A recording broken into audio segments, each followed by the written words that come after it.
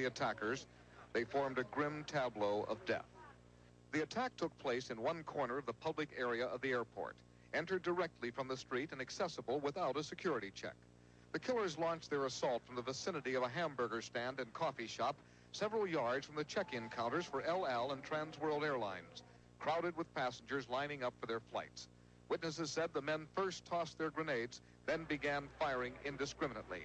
Many of the dead were gunned down in line, others while eating breakfast at the coffee counter.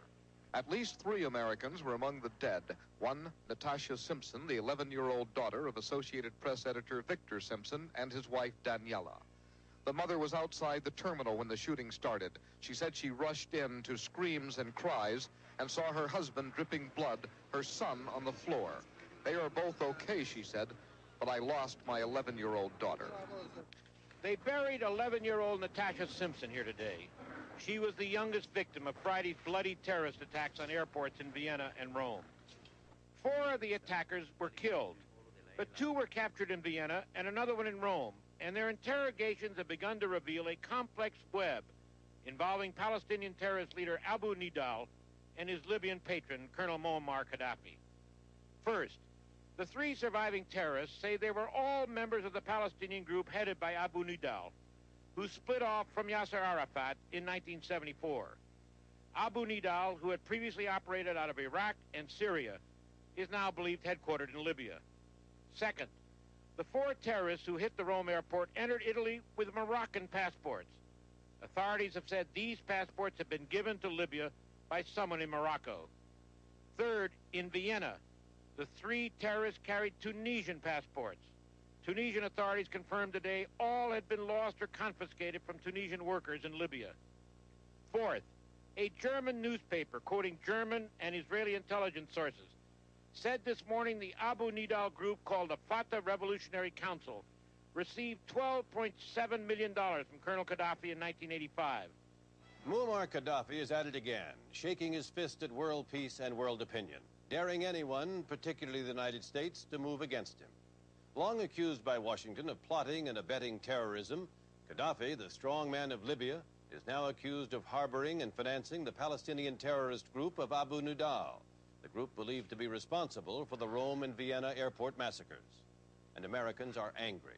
Angry enough in Maine to wrap up their kitchen garbage and mail it to Gaddafi.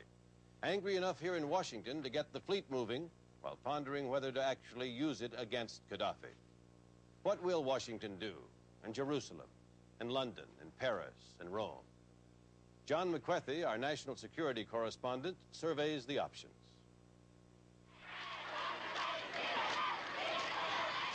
In Libya today, anti-American demonstrations in the streets of Tripoli, or so Western news people were told. They were not allowed to witness a supposedly spontaneous event, only to see pictures of it on Libyan television. Out in the field, U.S. intelligence sources say the Libyan military has been at a high state of alert for the last 2 days. Pilots in their cockpits, patrol boats at sea monitoring Libyan waters. At the Libyan air base near the city of Sirte, technicians work round the clock to get Libya's new long-range anti-aircraft missiles, SAM-5s, ready for action. Missiles that could threaten American P-3 and RC-135 reconnaissance planes that patrol Libya's coast over international waters. And 2 days ago, there was Muammar Gaddafi himself, denying that he had anything to do with the airport massacres in Rome and Vienna, and making some threats of his own. If there is an aggression on Libya, it will be considered the beginning of the end. He threatened violence to Americans in their own streets if the U.S. attempted military moves against terrorists that the Reagan administration says are harbored in Libya. We have always retained the right to respond to terrorist acts in an appropriate, measured, focused way, and other victimized states have a similar right. The military option is one that we have always retained. Today, the aircraft carrier Coral Sea left port in Naples, Italy, and headed for the central Mediterranean. U.S. officials say it will stay there until the White House decides what to do. In Norfolk today, thousands of Navy crewmen are told to ready their ships for sea. The aircraft carrier America, the battleship Iowa, and half a dozen escorts. No steaming orders yet, but military sources say the ships are bound for the Mediterranean. I'm not aware that we're doing anything out of the ordinary at all. We have various maneuvers and practices there, and we're carrying on as normal. But no special U.S. buildup, sir? No. You've got to stop listening to Gaddafi. Despite the president's deflection, military sources say they have been hard at work on contingency planning for a week. Plans that range from strikes off aircraft carriers to FB-111 precision bombing runs from bases in Europe. As yet, no decision to strike has been made, but the options are open. January 7, 1986. President Reagan announces an end to virtually all economic activity between the United States and Muammar Gaddafi's Libya, calling the Rome and Vienna attacks outrageous actions by an outlaw regime. At his press conference, President Reagan is asked about the possibility of Libyan terrorist reprisals.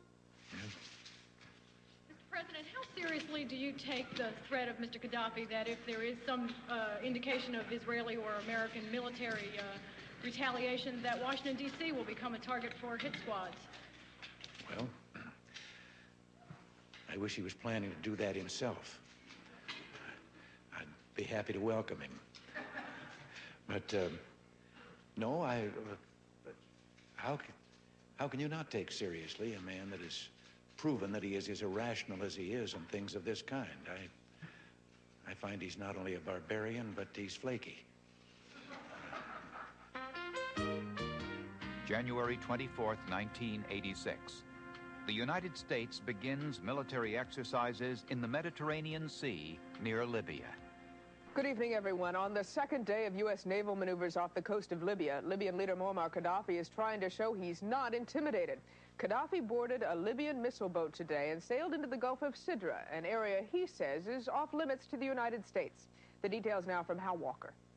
It was Colonel Gaddafi's turn once again to hurl the charge of terrorism against the United States.